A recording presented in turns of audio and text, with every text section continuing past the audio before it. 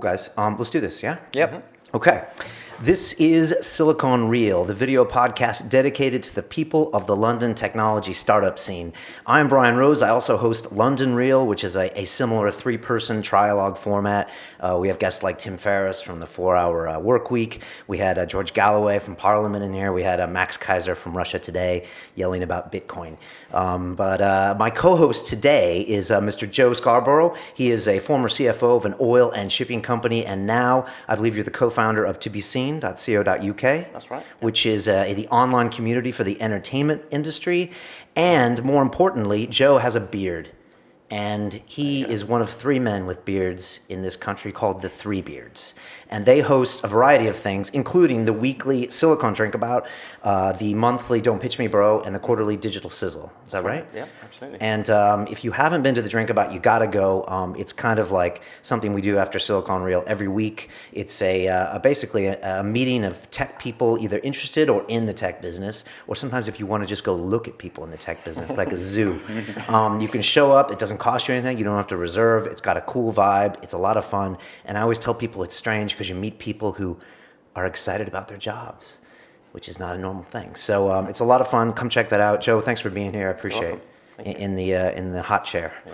And our guest today is Mr. Samad Masood, who is the program director of the Fintech Innovation Lab here in London. We've been talking about this for the last couple episodes here on Silicon Reel. I really want to get to the bottom of this thing. You're also a technology research manager at Accenture, where I believe you manage UK technology and global infrastructure.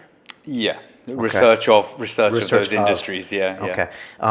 Also, your career began, I think, as a technology journalist, and you became an analyst, right? Yeah. Okay. That's so.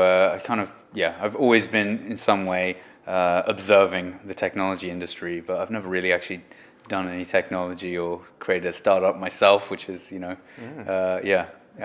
puts me in a strange position, actually. Yeah. Well, that's good. Well, we're going to talk about this whole incubation thing. You are the program director of the Fintech Innovation Lab, which basically is an annual mentorship program to help entrepreneurs and early-stage companies. They're developing cutting-edge technologies in the financial services sector. Is that about right? Yeah, that's pretty much it. Okay. The Fintech Innovation Lab is the difference between the lab and other accelerators that I can see is really what we're doing is bringing together a bunch of really big IT buyers rather than, let's say, investors. So we bring together about 14 large global banks. You can see on our website who they are, but it includes Goldman Sachs, JP Morgan, Citibank, Barclays, RBS, Deutsche Bank, UBS. It's probably easier to list the big banks that aren't there. And it's run by Accenture, which I work for. And the idea is that we have startups applying. They pitch to the banks directly. And we're not just getting sort of like the junior guys in the banks. We have the top IT directors or the European CIOs or global CIOs from each of the banks. And they sort of listen to these pitches. Together, the banks choose the startups that they want to go on the program. And then the 3-month program sort of kicks off. And those startups on the program, it's kind of, mentorship is part of it, but it's also really a kind of like a agile development opportunity because the startups on the program basically get to meet a lot of the different people within the banks who might use their technology, who might be involved in implementing their technology if the bank did buy it, who might have good feedback in terms of how they should shift their proposition in terms of enabling the bank to buy it or hitting on the right thing. So, for example, a startup might come and they've got some great technology that they think does A, but a couple of the banks actually really think it can do B, and another bank thinks it can do C. So on the program, they can explore A, B, and C with all those banks in a non-salesy environment and understand which of these propositions, which of these use cases might be better for them to take. Maybe they can take both of them. Maybe the banks will help them or be interested in both. Maybe as a business decision, they can go down 2 routes or stick with 1 route. And at the end of the program, they really should be in a much stronger position with their business in terms of understanding the pressures and the things they need to do to sell to a large corporate.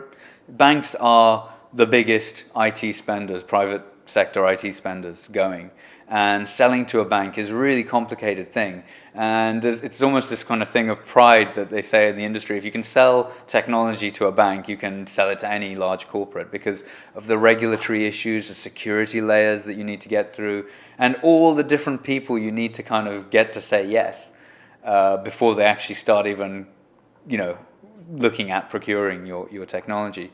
So at the end of the program, you should be in a position where you've had loads of feedback from multiple banks, and you've been able to understand where you should be putting your investment. And in fact, we finish with an investor day where it gives the startups an opportunity to pitch their new propositions to investors. Basically saying, before the program, we had this technology that we wanted investment, but you didn't know whether any large corporate would buy it. We've just spent 3 months with the world's biggest banks, and actually 3 or 4 of them are really interested in this. So, show me the money, that kind of thing. Well, what's the timeline for this? Just to give people, I know you have like a September deadline for people applying, and then I think you do kind of like a Dragon's Den choosing process, and then you incubate first quarter next year? Yeah, so the applications are open now, and they close on the 8th of September. The process is we have executives from the banks who are scoring those applications, and the top 15 or so applications will go through to the Dragon's Den, which is the interview day. Are there any limits on who can apply? I mean, I guess like a public company can't apply. I mean, does it have to be kind of like small? Actually, the way we define it is you have to have a beta technology. So you can't just be coming with an idea. You have to have some beta product at least that you can play around with and show. But at maximum, you can't already be established in the financial services industry. It's got to be innovative. It's got to be new. So if the banking industry already knows you as a company, then you're not for this program. Obviously, if you're a large company that already can spend sales dollars and marketing dollars to get into the banking industry, then the banks simply won't choose you because they know you can do this yourself. They are honestly there to help small companies and entrepreneurs get a foot in the industry. They really want to see new innovation, and they want to help. They know how difficult it is for smaller companies, and they know that makes it harder for them to buy and find smaller companies and new ideas. So really the definition is if the banks think that they can help you and they can help you significantly change your growth potential through this program, then and they think that what you have is something that they can use, then you're right for it. And it doesn't matter if you could be a company that's been going 15 years and employs a few hundred people, or you could have been going 2 months. It's as broad as that. And it can't hurt to apply. They can just go. It can't hurt to apply, basically. It can't hurt to apply. Okay, so that's September, and then there's the Dragon's Den selection. When do they choose who's going to be incubated? So by the end of October, the startups or the companies that have been chosen will know.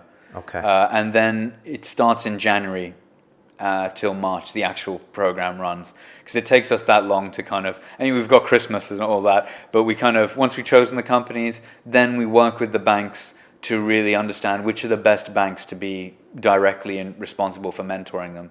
So on the program, you can talk to any of the banks, but specific banks will be given responsibility to mentor you directly, so that we don't get to the end of March and no one's actually we forgot about one of the companies. Someone is going to be responsible for each company. And do they move in together into a space? Yeah. Okay. All right. So last year we were at level 39 in Canary Wharf, and that was a great space. We were one of the first programs there. So we do house everyone together. The idea being that it's got to be as easy for the bankers. They don't pay anything for this. We don't pay them anything. They're using their free time. So it needs to be easy for them to come. And if it's in the Square Mile or it's in Canary Wharf, then that's easy for the bankers because that's where their offices are. So okay, and then Jan to March you incubate, and then there's is it a pitch day, the final day in March, or do people present all their tech to everyone? And are there VC people there on that final day? I know you're not trying to necessarily foster VC. You're trying to foster the growth of the companies. We call it the Investor Day. We have a sister program in New York, and they call it the Demo Day. And I think their format is slightly different, where they're kind of demoing what they've done. What we do is we take half a day. We invite a lot of senior bankers. We invite a lot of media. We had it last year at the mayor's office. We hopefully will have it there again this year if we can find a big enough space there. Cool. We had the deputy mayor presenting.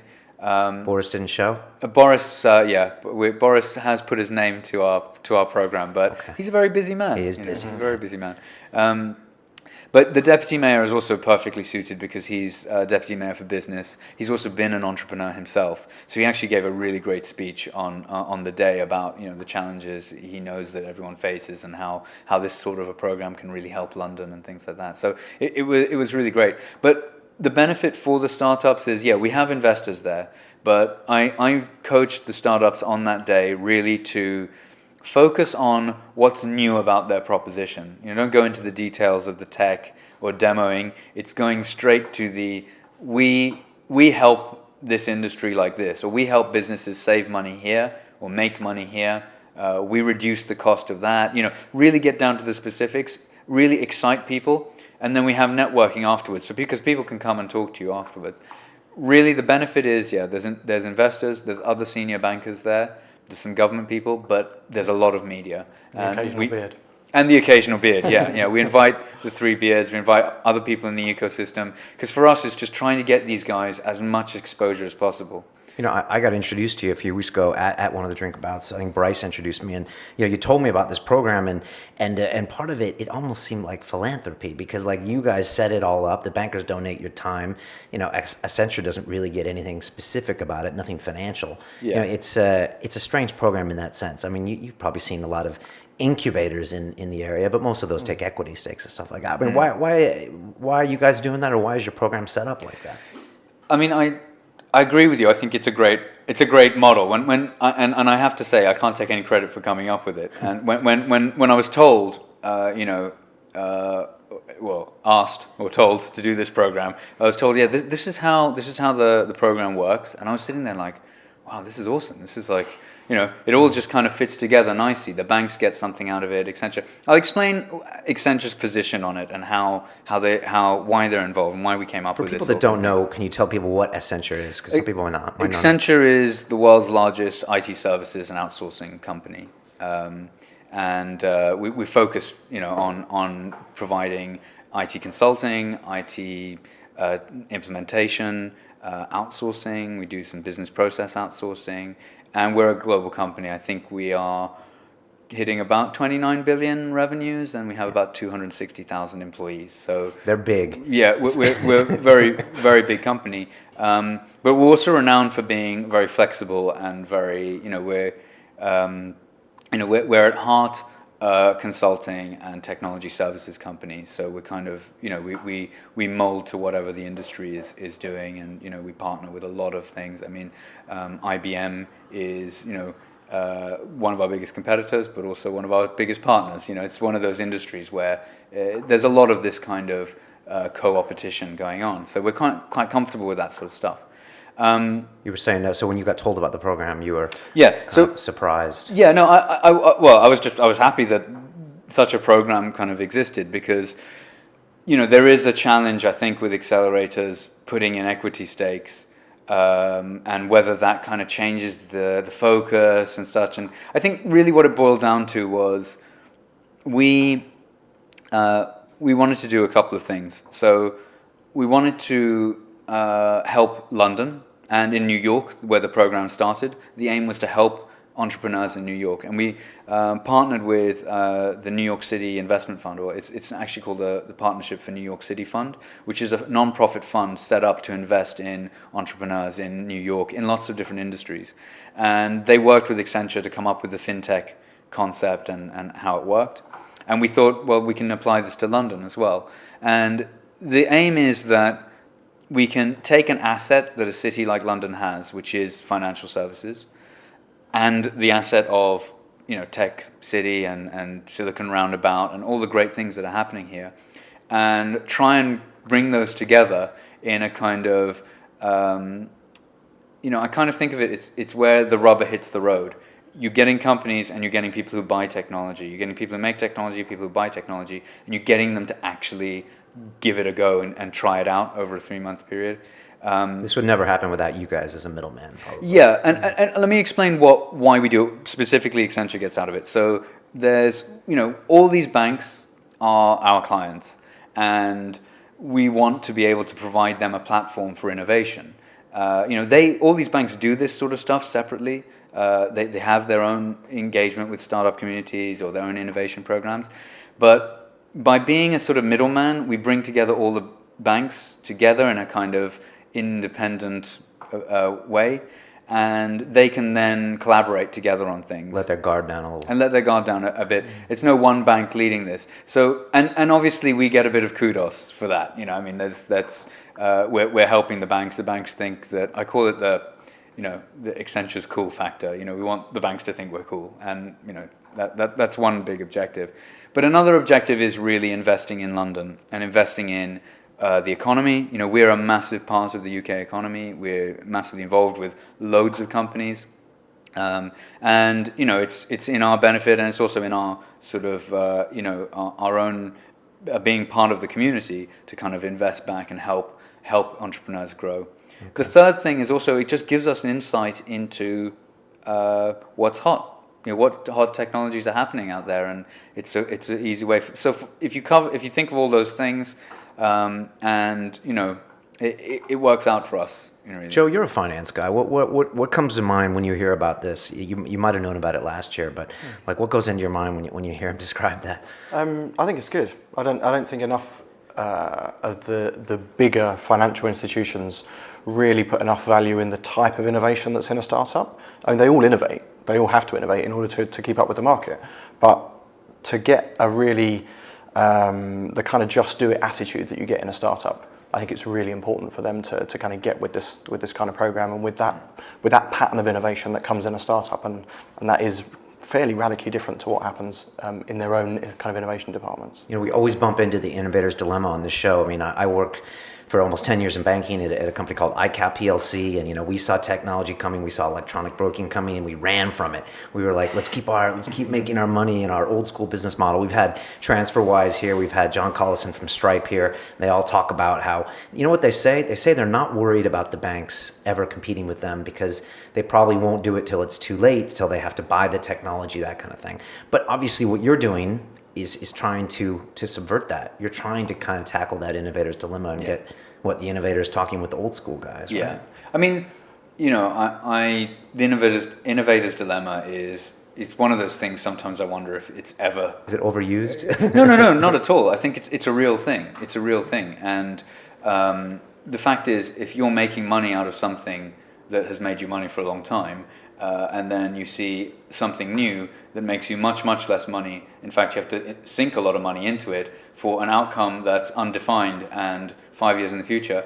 I'd like to meet the guy who makes that decision, because I don't think many of us could make that decision. And it's a natural human thing. And with what I'm in my personal hopes for this program are that by bringing the banks together, because one of the key things in our program. Once we get to the end of the program, all the banks sit together in a room, all their senior guys who met at the start and chose the startups, they sit together and we do what's called a chaperone review. Now, chaperone is the term we use for the guys within the banks who are mentoring directly or kind of chaperoning the startups through their program. Sherpa might have been a better term. Chaperone's a bit creepy, but...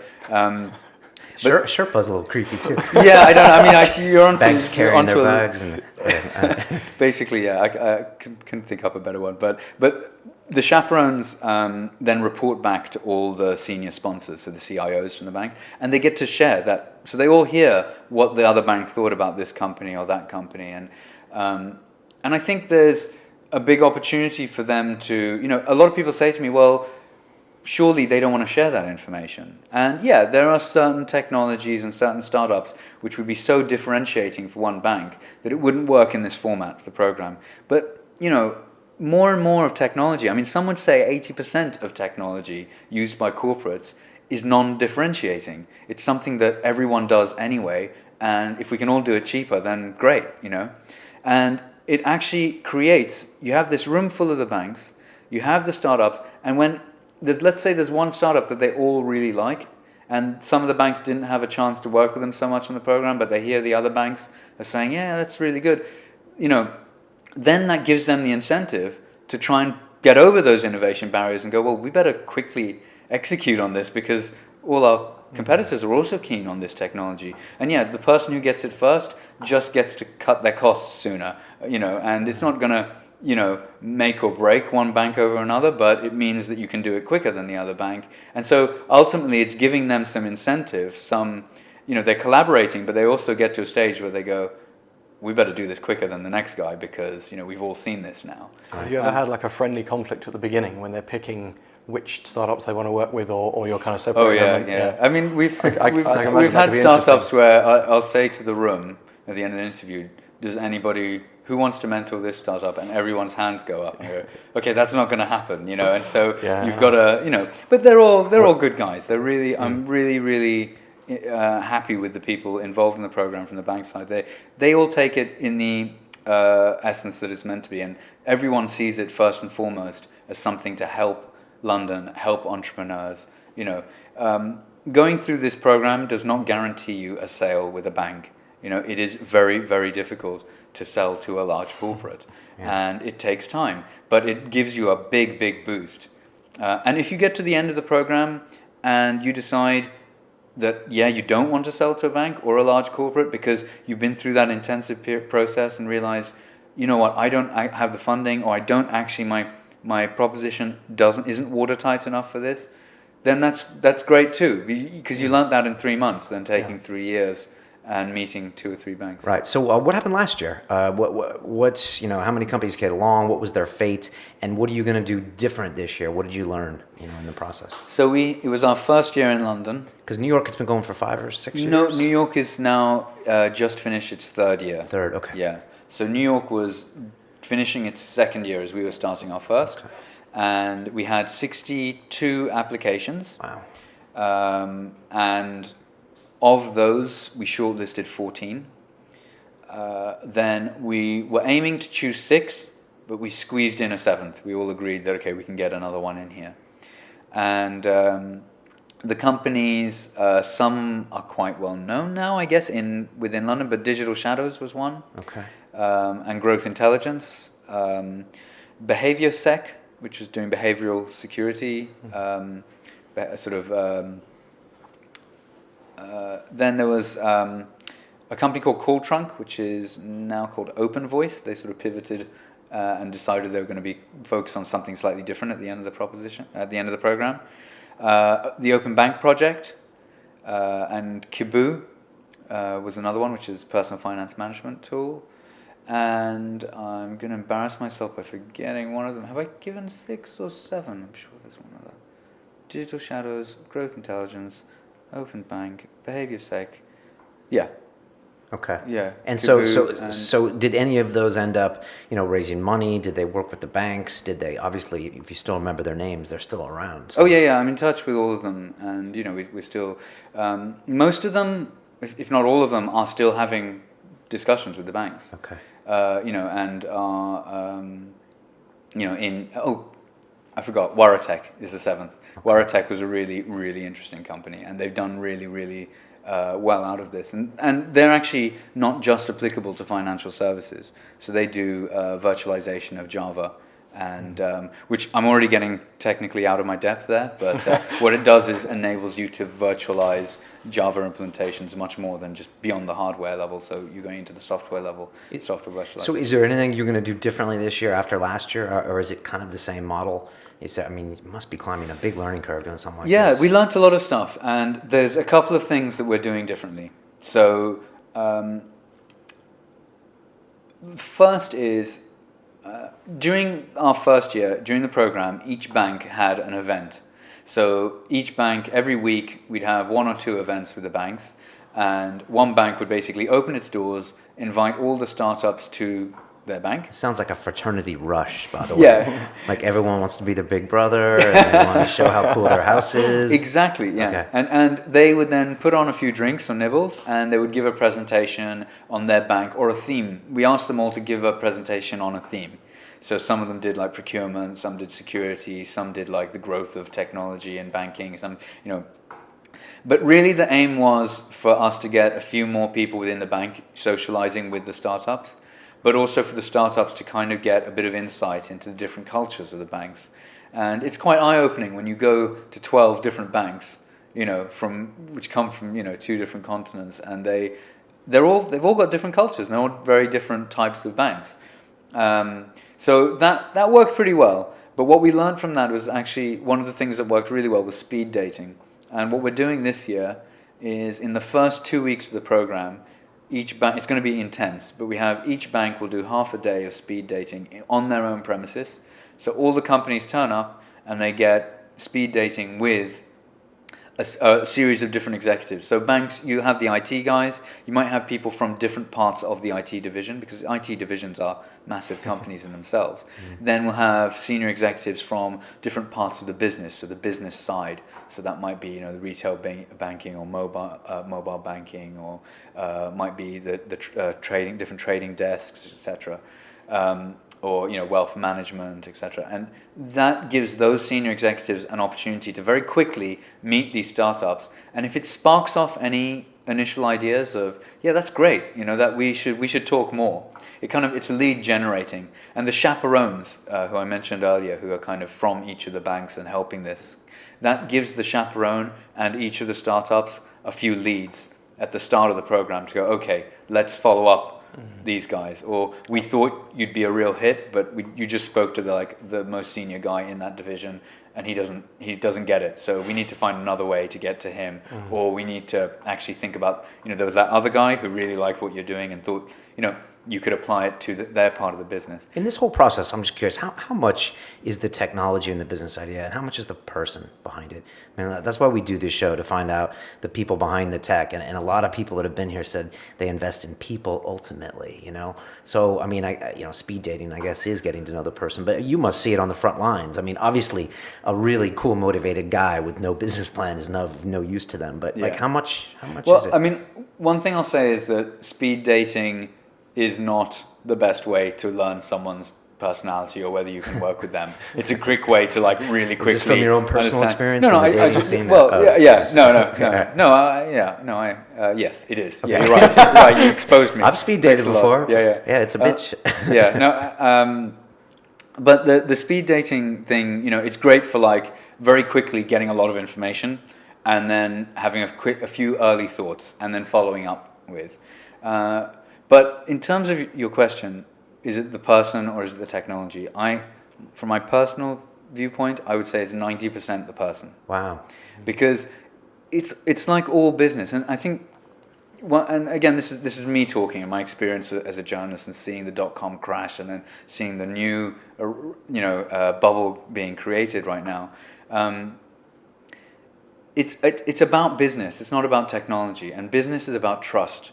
And it's about knowing you can work with someone and feeling that, there's this term shared value, which is terrible. It really means you get something out of this, I get something out of this. And if we both know what we're both getting out of this, that's cool. We're okay with that. And actually, what I've learned by seeing businesses interact with each other, if one business doesn't know what the other business is getting out of this, then they want you to make something out of this because they want you to be as driven into it as well. So actually, a lot of the startups who come to me and say, I want to apply, what am I going to say, what should I focus on? I always say, focus on the business side and focus on what you want from this. Because it's human beings who are choosing you. And those human beings want to help you. They want to see you grow. They want to sit back and go, I was involved in that guy. He's doing really well now. And they want to invest in you. And we have certainly had examples of great technology which didn't get through because the panel did not think that the person was someone they could work with. Good business. I want to ask Joe the same question. I mean, you rub elbows with all the people at these drinkabouts and Don't Pitch Me Bros and everything. And you get to know all these personalities. You probably hear, business ideas that overlap each other and things. Absolutely. Would you say 90%, or what's your take on that same question? Yeah, 80 to 90. Definitely. I thought you both were going to say 50-50. That's crazy. No. It's so much about people. My wife's a great one. She's like, this tech thing, it's sucking the emotion out of things. It's really not. It is all about people. Silicon Drink About is about people. Don't Pitch Me Bro is about people helping people with their propositions. It is. It's relationships, and the more people understand that if you help somebody and you don't expect anything in return, that kind of pay it forward culture, you will get it back, because you will get a reputation as somebody that helps, and then people will want to help you. Yeah, which is pretty much what you guys do, pretty much what you guys are doing. The thing is, I'll say, particularly in B2B technology, so in B2C technology, I'm simplifying it, but you can basically create an app or a website and test the market straight away. When you're selling to businesses, it's a lot more complicated, because you have to customize your product. So it's probably, if you came to a business with a product that's only half thought through, but then you worked really closely with them to think that through with them, you probably have just as good a chance as coming to them with something that's fully thought through. And it's like, it just takes time and trust and relationship to do that. And that's what most of the startups that come to us have, they're not fully baked. They've got technology. They've maybe got making a bit of money. They want to see if they can make this work with a large corporate. And that's what we're trying to help.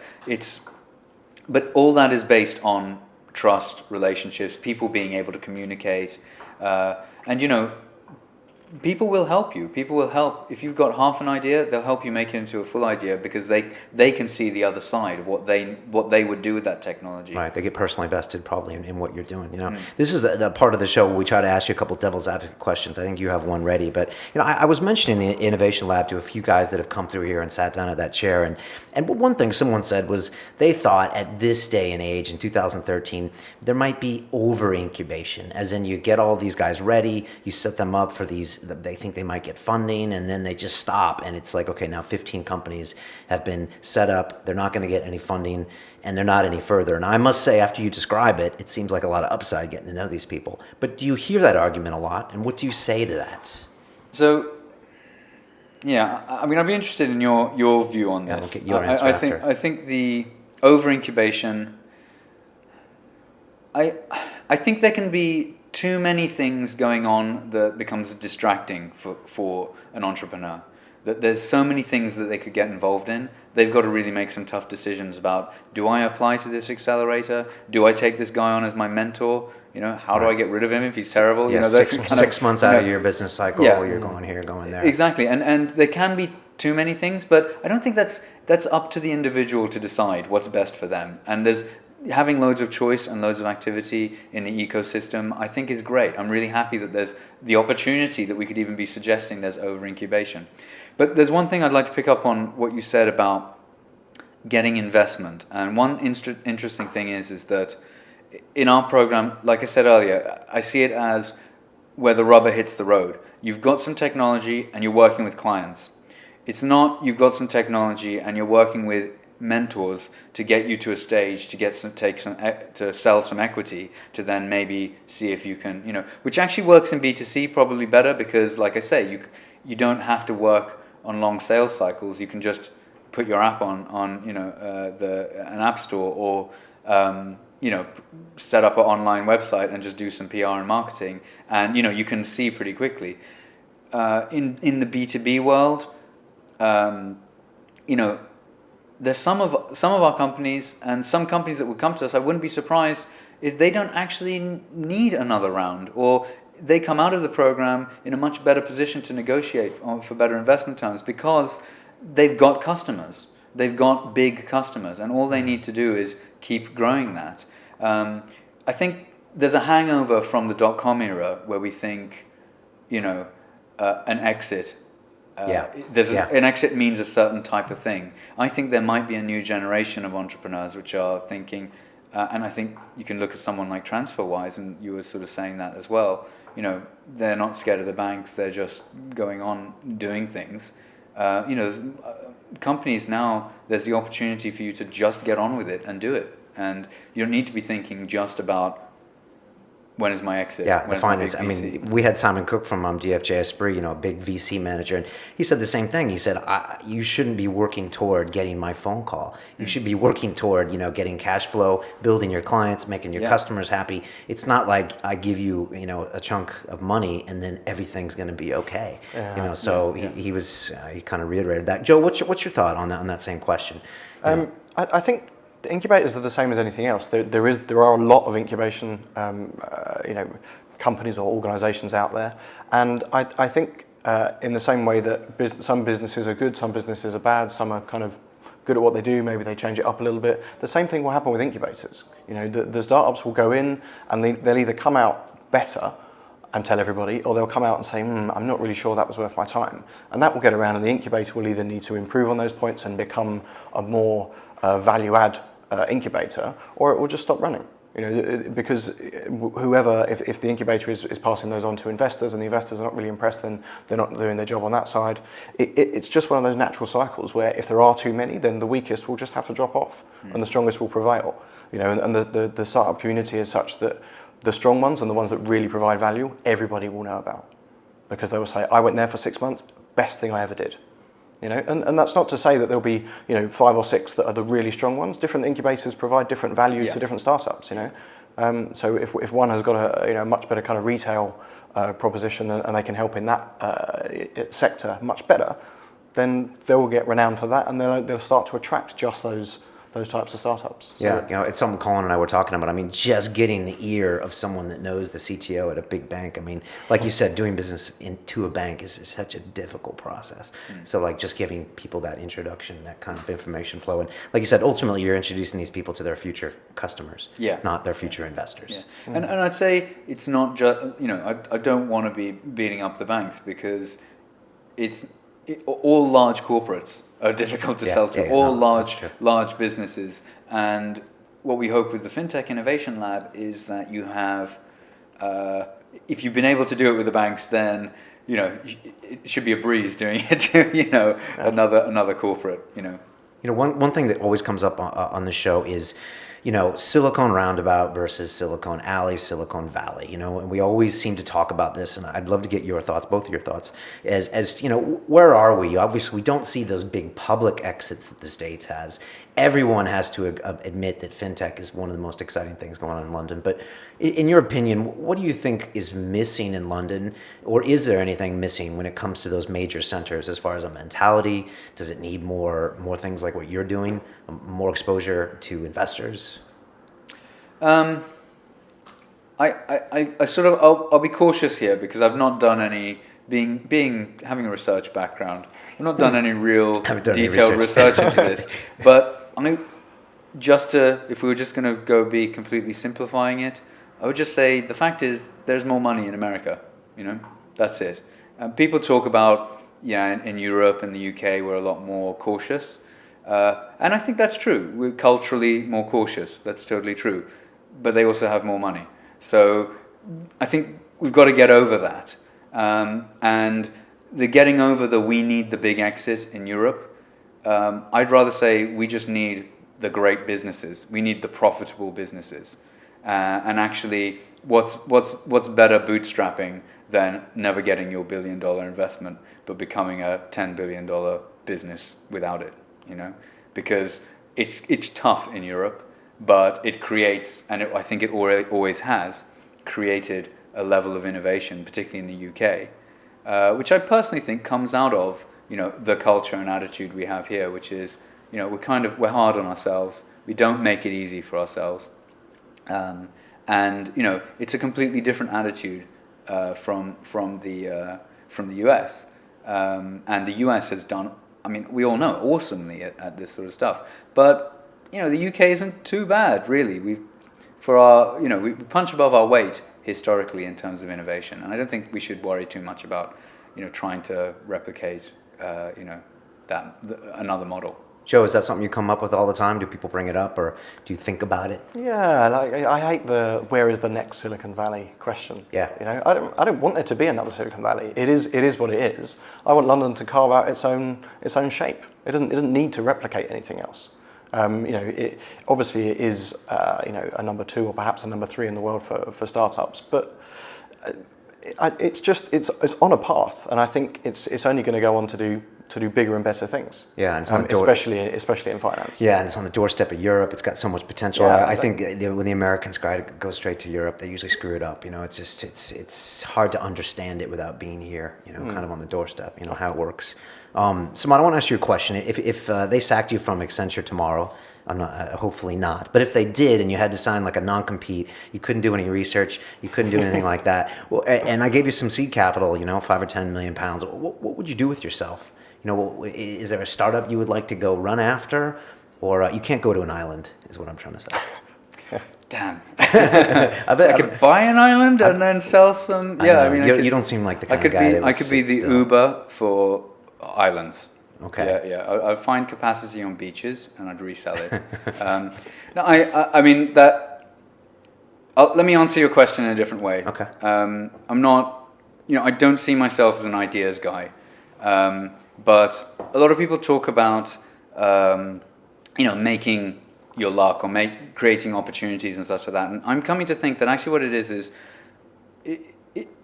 you've got to look at what assets you have and that might be your personal skills, or it might be, something you literally own, or access to a network you have, or, you've got to look at those assets you have and then how you can turn those assets into something that's profitable and fulfills you as a person. Rather than going, I want to create, the best website dedicated to peanut butter based recipes in the world, but actually I've never made peanut butter, I don't know anything, but I'm going to teach myself from scratch. And don't try and pick this sort of ideal, what you really want. Look at what you've actually got and how you can turn that into something really amazing. Because the stuff that you've got and the experiences that you've had, no one else has that. And all you need to do is piece that in the right order to create value for someone. And whether that's, making, getting employed by someone else, or whether it's making something that you run yourself, it doesn't really matter. Because for me, I know this is going to sound really cheesy, but it's a bit more about personal fulfillment. And, I just want to feel happy with myself, that I'm doing something that I enjoy. And I'm very lucky right now to be doing that. Joe, you must see that a lot, where people have a great idea, but then if they look in the mirror, it doesn't reflect what they have. I mean, we had Jeff Lynn from Cedars here, and he was going to business school here in London, and he met a guy who needed basically a lawyer, which is what Jeff is, and needed someone who could sort through all these legal docs to, do these startup companies. And he's like, that's ultimately why he partnered with me, because he knew what he brought to the table. But I mean, do you see that in the Drink About, where a lot of ideas are flying around, but you're like, okay, what have you got? Or what are you good at? Yeah, I mean, you see a lot of ideas being discussed, and quite often people say, hey, do you want an idea? I've got an idea, I'm never going to do anything with it. I think it's great, but I'm just not the right person for this idea.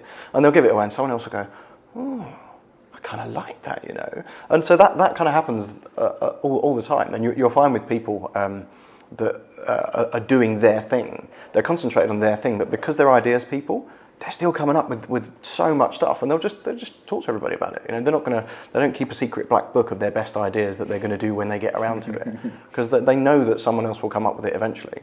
Yeah. So just chat about it, and ideas kind of evolve that way as well. You say one thing and someone else goes, yeah, but kind of what you were saying earlier. If they've got proposition A, but actually it fits on B better, just chatting to people and kind of being open about your ideas actually helps those ideas evolve. So yeah, they kind of fly around all the time. Oh, that's well said. All right, Samad, I'm going to hit you with the advice question. This is a good one. But if you could make a phone call to the 20-year-old Samad, and you could give him a bit of advice, what would you tell him to do or not to do? I'd say, listen to the old guy on the phone, and the 20-year-old will be going, what? Who? No, I'm not saying you would take the advice. What would you tell him? I would probably say, just do more adventurous things, take more risks, because ultimately it's probably going to work out in the end. What I realize now about what bootstrapping really means, and what I've learned from seeing entrepreneurs and seeing the courage they have, is that ultimately you will make it work. So it doesn't really matter where you go and how you stumble or whatever, because you will make it work. You've got those skills to do that. I would just tell the younger me to just be a bit braver. think. It's something we hear a lot. Everyone always says, like, especially when you're young, before you have the mortgage payment and before you got the diapers, just to go out there and just do some crazy stuff and take some chances, before you have all those commitments. Yeah. Well, I don't have those commitments now. Well, there you go. But yeah. Yeah, no, I agree. And on that same note, what's the best advice you've ever been given? It was actually that phone call one. So it was listen to people who are older than you. Because, Really? Yeah, because a quick little story. I was at a bar. It was a big night, and lots of people there. And was outside chatting to a guy. Turns out he's 10 years younger than me, and the other guy is 10 years older than me. And so we're like, oh wow, we're all like 10 years apart. So that me and the younger guy turn to the older guy and say, so tell us, what's it like? What's the future like? And because you're obviously still cool, you're hanging out here, and and he goes, yeah, okay. Well, the one thing you guys really need to know. The one thing you need to know. Listen to the older people, because they really know what they're talking about. While he's saying this, me and the younger guy changed subject. We're like, yeah, Nice. And he's in the background Nice. going, yeah, I thought that old lady who told me, and I really wish Yeah. So it's kind of, for me, it's that's my advice. But like all advice, you're probably not going to stick to it. So Yeah, no, that's well said. And the final part of that question is, to the 20-year-old listening, or the 25-year-old that, is starting in the business, starting and wants to maybe be a tech startup someday, or maybe one day get into the Fintech Innovation Program. What advice do you have to them? I would say, don't believe the hype. That was one thing that has stood me very well, is to just be, don't get carried away with things. Try and think very, however cool or modern or new something is, or an idea is, always try and go back to basics. And to learn those basics, you just try and be, a good, normal human being, and focus on your personal relationships, your own personal life, because you ultimately you don't have a yardstick to measure good or bad ideas against if you yourself aren't a normal consumer and have your own life and your own interests, and so just be as normal a person as you can. Enjoy yourself, do what you want, and those ideas, other things that you want to do. If you want to be an entrepreneur, just have a normal life as well. Don't forget that you're also a human, and if you lose that humanity, you kind of it was pointless doing it in the first place. It's an interesting spin, because everyone has all these new tech ideas, but business is as old as the Bible, and the quote of the episode for me is what you're saying. Business is all about trust, really, and that's what doing good business is, and getting to know people. So as cool as your idea, as virtual as the world might be, as we know with the drink abouts, you pretty much do need to sit down and be around people. And one of the reasons you put everybody in the same spot, because I think you need physical density of people to get those ideas to happen. You can't do it all online and stuff. So, Joe, before I wrap things up, what did I miss? Is there anything I didn't ask him, or anything that was on your mind? Yeah, what I'd like to know is, how close have you come to jumping ship and joining one of the things that you research, because you just think it's great? Good question. Not well. I did it. I used to research Accenture, and I joined them. And when I left, a lot of the people I worked with were saying, "Oh, God, it was." At first I was a journalist, then I became an analyst, which was considered jumping the fence. Yeah. And then as an analyst, I was analyzing the IT industry and Accenture, so I've already done it, and it's paid really great dividends. I love the company. It's a great company. It's got great people involved in it, and I was really happy I did that. I think because my very first job was my very first proper job was writing for a magazine that was trying to be like the Red Herring for Europe, if you guys remember that magazine.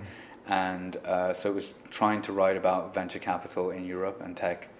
And it launched in September 2001, I think. Basically, it launched just after the dot-com. After the Nasdaq crashed in June or whatever. Yeah. Okay. And just around September 11th. And so I spent a year trying to research VCs that weren't investing and startups that weren't going anywhere. And I learned very quickly that what the hype is and was. And so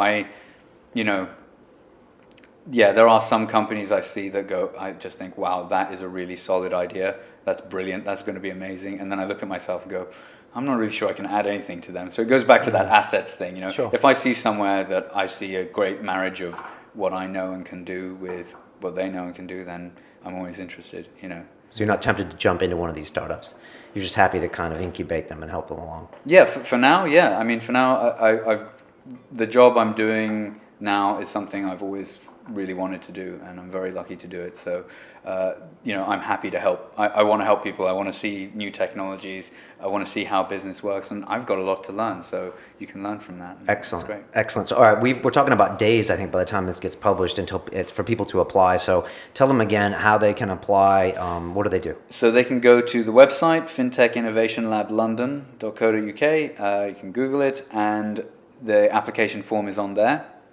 September the 8th is the deadline.